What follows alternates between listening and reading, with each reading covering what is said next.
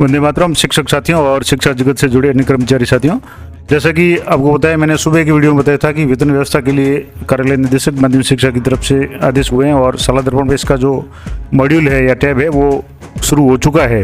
अब इसमें किस तरीके से कार्य करना है उसके लिए मैंने सुबह भी कहा था कि मैं बहुत ही जल्दी इसका लाइव वीडियो बना करके बताऊंगा। इसके अलावा एक जो साथी व्यूअर है उन्होंने कमेंट भी किया है कि पीपीटी हमारे पास, ये जो आदेश है ये तो हमारे पास है, लेकिन आप प्रोसेस बताइए। तो मैंने सुबह ही आपको वादा किया था कि मैं आज ही प्रोसेस बताने का प्रयास करूँगा। तो जो आदेश था कार्यालय निदेशक माध्यमिक शिक्षा का, उसमें कहा गया था कि जो भी पहले जो प्रोसेस किया गया है साला दर्पण पे, उसके बाद अब किस तरीके से ये प्रोसेस होगा। तो इसके लिए जो भी आपके विद्यालय में जहाँ भी किसी कार्मिक का वेतन बनाना है और वहाँ पोस्ट अगर वैकेंट नहीं है या पोस्ट सैंक्शन नहीं है तो उसके लिए किसी अन्य विद्यालय से वेतन की व्यवस्था की जाएगी। इसके लिए जो प्रोसेस है साला दर्पण पे शुरू किया जा चुका है। इसकी पहले तो मैं आपको थोड़ा सा एक पीपीटी के माध्यम से या एक पीडीएफ के माध्यम से आपको प्रोसेस बता देता हूँ, उसके बाद मैं आपको लाइव भी करके बता दूंगा। तो जैसे यहाँ आपने लिखा हुआ है कि आपके विद्यालय की साला दर्पण आईडी से सबसे पहले आपको साला दर्पण को लॉगिन करना है और वहाँ कार्मिक जो टैब है, यहाँ कार्मिक टैब है, इसमें जाने के बाद में वेतन व्यवस्था वाला जो ऑप्शन है टैब है उस पर आपको क्लिक करना है।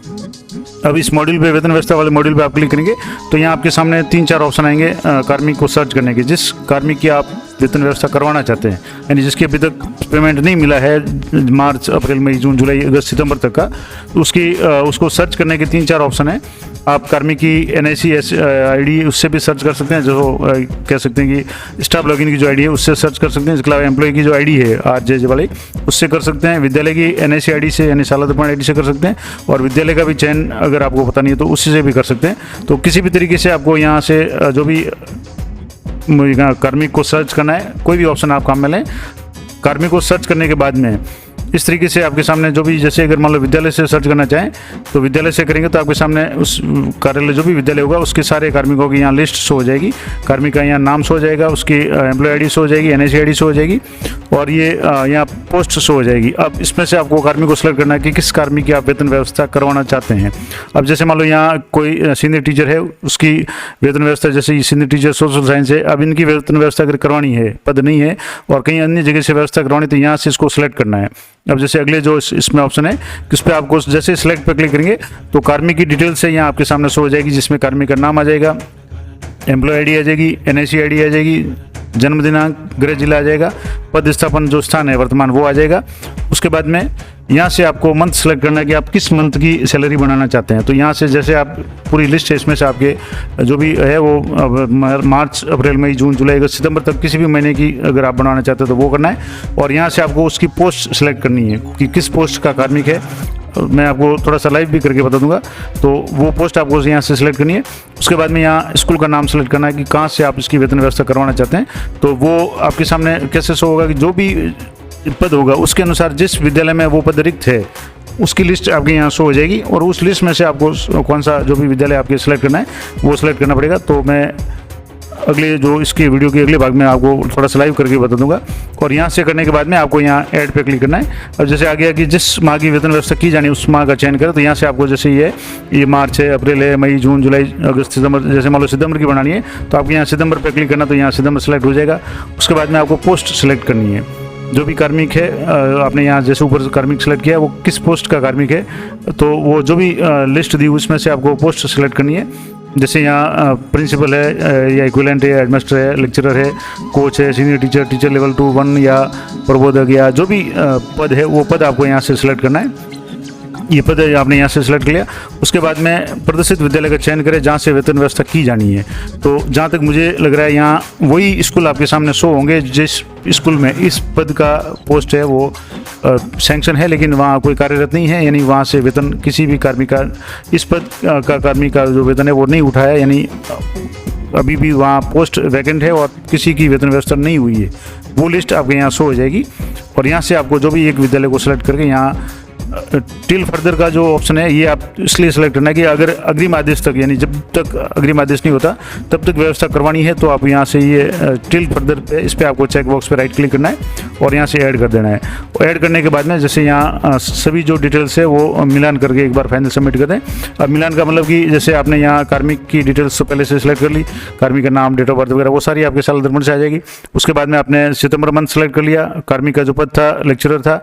उसके बाद में डीडीओ का नाम जहाँ से ये कार्मिक कार्यरत है वो यहाँ आ गया।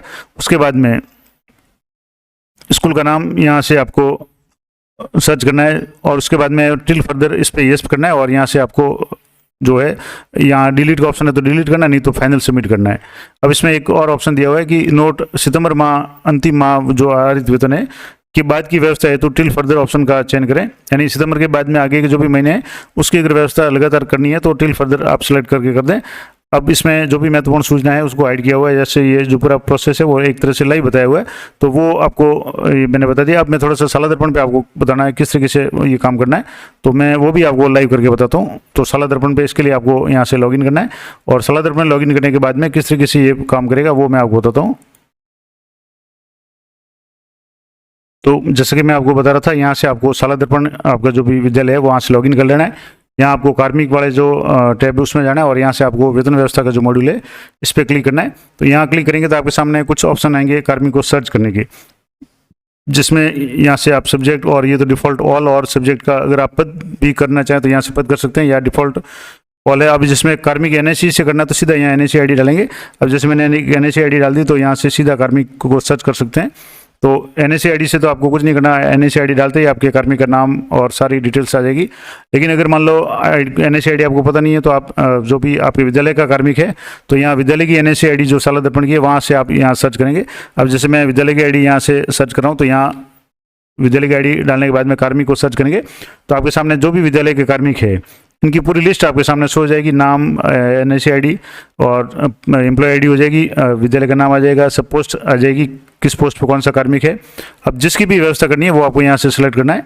अब मान लो जैसे मैं एक व्याख्याता की अगर सेलेक्ट करें यहाँ से तो मैं यहाँ जैसे सेलेक्ट कर लिया तो यहाँ से ये जो भी है एम्प्लॉय की डिटेल्स यहाँ शो हो जाएगी। जैसे कि मैंने अभी कुछ समय पहले बताया था कि यहाँ कार्मिक का नाम आ जाएगा, एम्प्लॉय आईडी आ जाएगी, एनएससी आईडी आ जाएगी, ये आप एक दो चेक कर लें अच्छी तरह से। डेट ऑफ बर्थ आ जाएगी, वर्तमान पद स्थापना आ जाएगा। इसके अलावा अगर मान लो किसी अन्य कार्मिक को यहाँ से सिलेक्ट करना है तो मैं दोबारा दूसरे कार्मिक को दूसरे तरीके से करके बता देता हूँ। मान लो आप विद्यालय के द्वारा करते हैं तो या एम्प्लॉय आईडी के द्वारा करते हैं तो यहाँ आपको जो भी कार्मिक है उसकी एम्प्लॉय आईडी भी सर्च करके यहाँ एंटर करके कर सकते हैं। अब जैसे मैं किसी एम्प्लॉय की एम्प्लॉय आईडी यहाँ सर्च कर रहा हूँ तो यहाँ से जैसे एम्प्लॉय आईडी मैंने एंटर की तो यहाँ से ये एम्प्लॉय आईडी से टीचर का नाम आ गया, एनएससी आईडी आ गई, एम्प्लॉय आईडी आ गई और जो भी स्कूल का नाम है और पोस्ट आ गई कि जैसे लेवल 2 है, इंग्लिश है, हिंदी है, जो भी है। अब ये सारा होने के बाद में आपको जिस भी कार्मिक को करना है किसी भी तरीके से आप सर्च कर सकते हैं, एनआईसी से कर सकते हैं, एम्प्लॉय आईडी से कर सकते हैं, विद्यालय की आईडी से कर सकते हैं, तो पूरे विद्यालय की लिस्ट आ जाएगी, उसमें से आपको सेलेक्ट करना है। अब मान लो मैंने इसी कार्मिक को सिलेक्ट कर लिया, मैं सिर्फ आपको समझाने के लिए बता रहा हूँ क्योंकि अभी हमारी ऐसी कोई जरूरत है नहीं। लेकिन जैसे आप मान लो ये कार्मिक मैंने सेलेक्ट किया जिसका नाम आ गया, एम्प्लॉय आईडी आ गई और ये सारा डिटेल आ गया।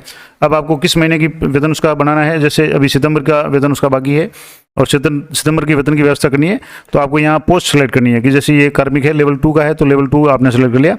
अब यहाँ जो डीडीओ आपको सेलेक्ट करना है, यहाँ जितने भी जैसे डीडीओ शो हो रहे हैं ये डीडीओ वही शो होंगे जहाँ तक मुझे लग रहा है कि जिन विद्यालयों में लेवल 2 की जो पोस्ट है वो वैकेंट है, पोस्ट सैंक्शन है, वैकेंट है और वहाँ पर सितंबर माह का वेतन अभी तक नहीं किसी भी व्यवस्था के अंतर्गत नहीं उठाया गया है तो वो लिस्ट यहाँ शो हो रही है क्योंकि लिमिटेड जो विद्यालय है वो यहाँ शो हो रहे हैं।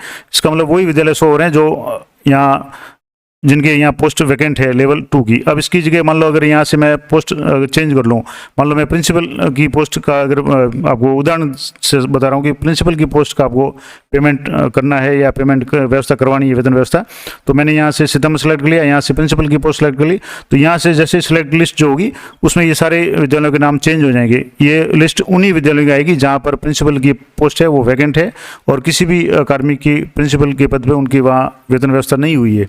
जो वैकेंट पोस्ट है वो सारी यहाँ इस तरीके से शो हो जाएगी। तो जो भी आपको विद्यालय एक कोई भी सिलेक्ट करना है, आप यहाँ से कोई भी विद्यालय है वो सेलेक्ट कर सकते हैं। जैसे मैंने कोई भी विद्यालय सेलेक्ट कर लिया। अब इसके बाद में यहाँ अगर आप उसको आगे करना चाहें, फर्दर टिल फर्दर का मतलब सितंबर से आगे की व्यवस्था के लिए लगातार करना चाहें, तो यहाँ से चेक बॉक्स पे राइट क्लिक करें और यहाँ ऐड करना है। जब आप ऐड करेंगे तो उसके बाद में फाइनल सबमिट का ऑप्शन आएगा। अब मैं जैसे सिर्फ आपको प्रोसेस समझाने के लिए बता रहा हूँ, तो मैं इसको ऐड नहीं कर रहा हूँ, और फाइनल जो स्टेप है वो मैं आपको यहाँ बता देता हूँ कैसे करना है। अब जैसे मान लो यहाँ से आपने ये पूरा सेलेक्ट कर लिया, उसके बाद में जैसे यहाँ ये सेलेक्ट करने के बाद में टिल फर्दर यस कर लिया, उसके बाद में यहाँ से आपने ऐड कर लिया। ऐड करने के बाद में यहाँ फाइनल सबमिट का ऑप्शन आएगा, तो आपको फाइनल सबमिट कर देना है। उसके बाद में शीघ्र ही, जैसा कि जो आदेश था सुबह का, उसमें बताया था कि मॉड्यूल पर प्रस्ताव प्राप्त होने के पश्चात संबंधित नियुक्ति अधिकारी, अब जैसे मान लो लेवल 1 का लेवल 2 का मामला है तो जिला शिक्षा अधिकारी के पास में जाएगा। अगर वरिष्ठ अध्यापक का मामला है तो ज्वाइंट डायरेक्टर के पास जाएगा। और अगर प्रिंसिपल या व्याख्याता का अगर वेतन व्यवस्था का प्रोसेस है या प्रस्ताव है तो वो सीधा बीकानेर से डायरेक्टर लेवल से जो भी है वहाँ से 5 दिन के अंदर जो भी कार्य दिवस है, अगर कोई छुट्टी आती है तो उसके बाद अलग है, 5 दिन के अंदर वेतन व्यवस्था के आदेश है वो जारी हो जाएंगे।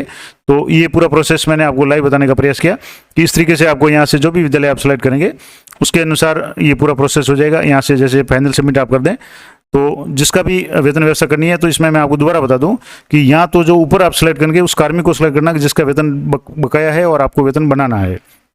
यहाँ जो कार्मिक आ जाएगा उसके बाद में जो सेकंड ऑप्शन इसमें जो है कि यहाँ से आपको जो मंथ कौन सा है, किस महीने की सिलेक्ट करनी है, उसके बाद में पोस्ट कौन सी है तो पोस्ट आपको सिलेक्ट करनी है। उसके बाद में जो भी पोस्ट होगी उसी के अनुसार यहाँ जो लिस्ट है, इस लिस्ट में आपके उसी विद्यालय का नाम आएगा जहाँ ये पोस्ट वैकेंट है।